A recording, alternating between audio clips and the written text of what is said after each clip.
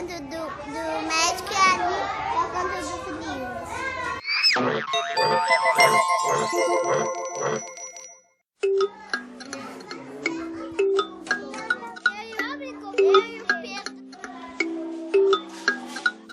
Quando a gente pensa a organização dos espaços na escola, é bem interessante a gente se remeter a uma cena de quando a gente entra num ambiente que a gente nunca esteve lá. Olhando a organização desse espaço, dos materiais, a gente conhece um tanto, a gente pode imaginar um tanto do que acontece ali. Quem são as pessoas que frequentam esse lugar, como que essa pessoa se relaciona, quais são os tipos de objeto que ela valoriza. Considerar isso dentro da escola é algo muito importante, porque o espaço escolar, ele precisa refletir a vida das crianças, ele precisa refletir a proposta educacional que se tem naquele ambiente. A reflexão sobre o espaço, ela é fundante porque ela remete a uma outra pergunta, a uma outra concepção, que é como é que essa criança aprende, e a partir daí a gente vai estruturar esse ambiente de formas muito diferentes. Do ponto de vista do ambiente físico, é pensar num ambiente, em primeiro lugar, seguro. Um espaço em que ela possa transitar, em que ela possa elaborar essa curiosidade dela e usar a curiosidade dela sem que isso cause um dano ou um acidente maior. Além da questão da segurança, que é fundamental, é pensar num ambiente que esteja ao alcance da criança. Então, colocar obstáculos que ela possa vencer,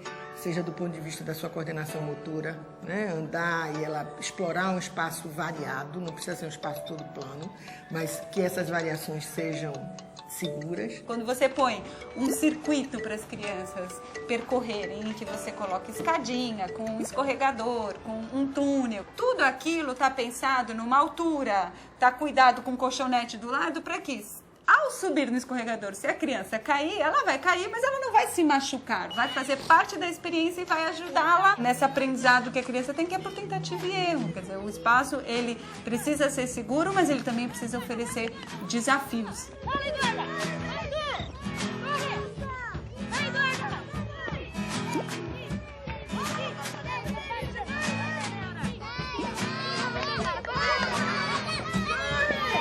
O ambiente retrata claramente a concepção de aprendizagem de uma instituição, de um professor, de uma determinada cultura. É muito evidente quando você chega numa escola e quando você olha as paredes da escola, olha a forma como essa escola está organizada, como a sala de aula, como o pátio, como o refeitório.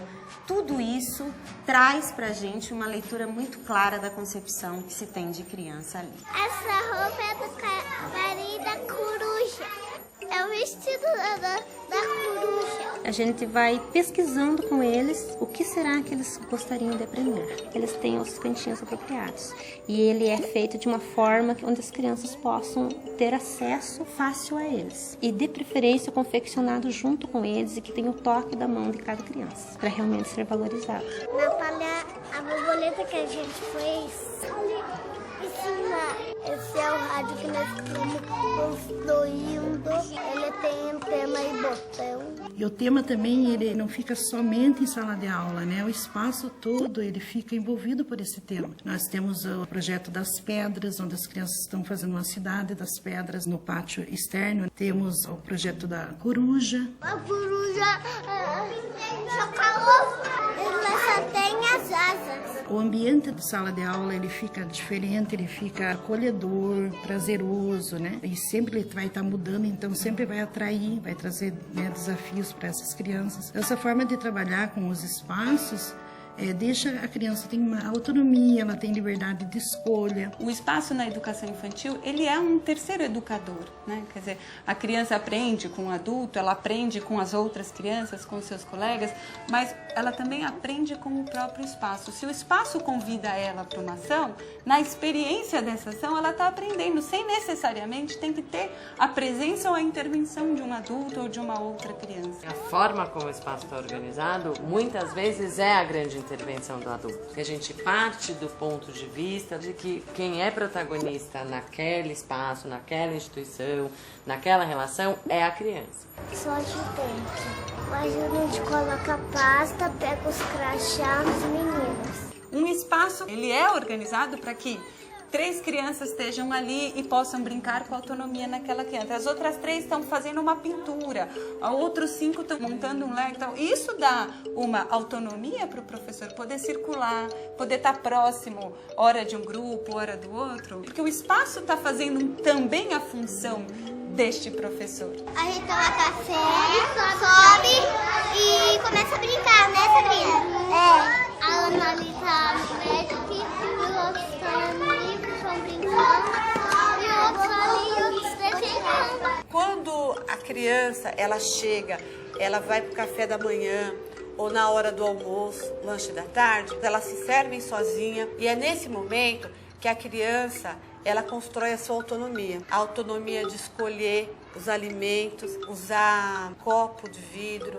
prato de vidro. Primeiro os ajudantes vêm para arrumar, aí depois a gente vem para comer. Quando a gente não quer uma coisa, deixa no canto, depois vai lá raspar o prato. Planejar os espaços é fundamental porque ele vai determinar muito da forma como você pode planejar a rotina da instituição de educação infantil, os fazeres dessa instituição. Então, se, por exemplo, o ambiente está pouco estruturado para receber os bebês, ele tem problema em relação à segurança, à limpeza ou à falta de objetos que estimulem esses bebês, o nível de interação com esse espaço, o nível de aprendizagem que essas crianças poderão ter, vai ter um problema. No caso do berçário, a gente tem o rolo, onde ele faz estimulações, tem o pneu, onde a gente pode apoiar as crianças que ainda não sentam sozinhas. E tudo na sala é no alcance da criança, para que ela possa manipular. Quando um professor vai pensar uma rotina,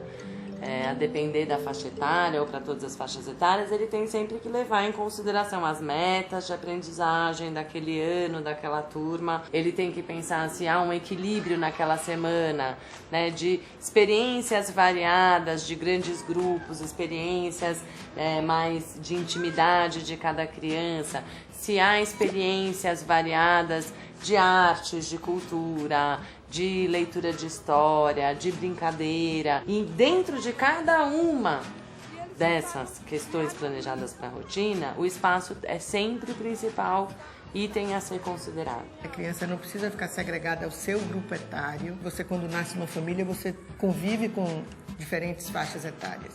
E a gente aprende imitando, aprende com diferentes sujeitos. Então, propiciar também à criança a possibilidade de interagir com outros sujeitos.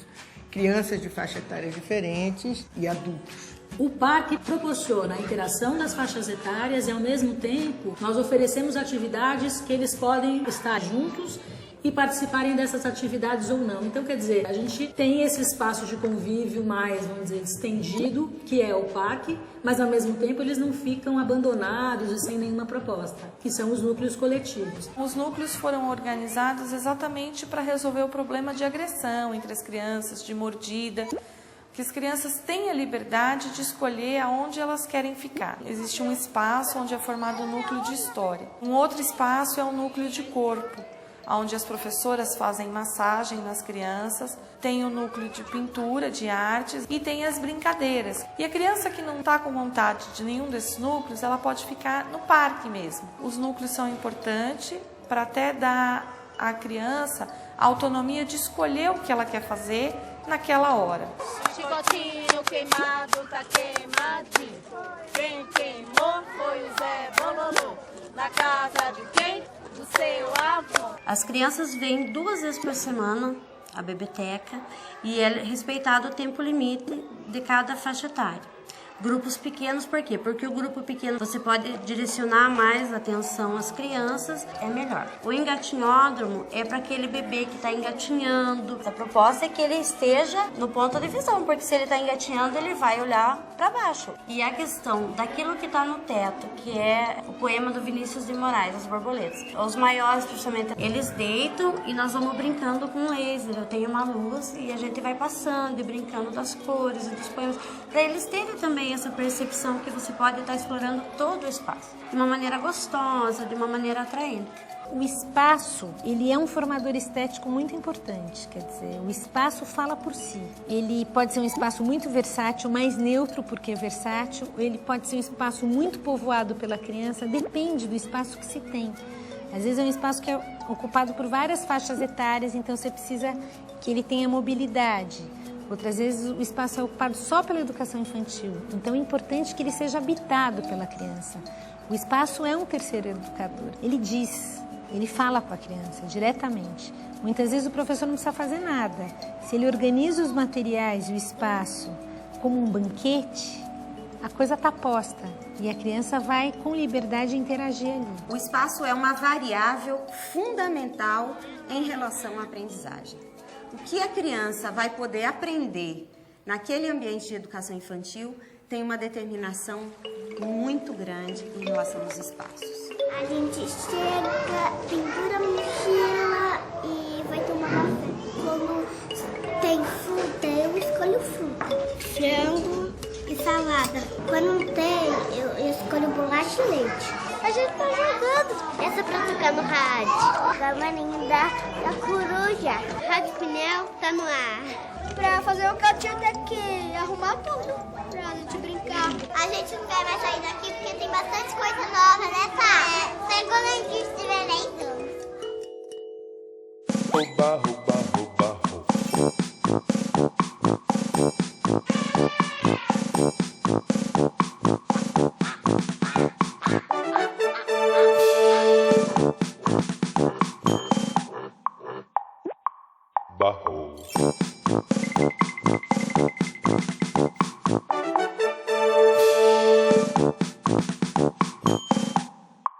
Barro.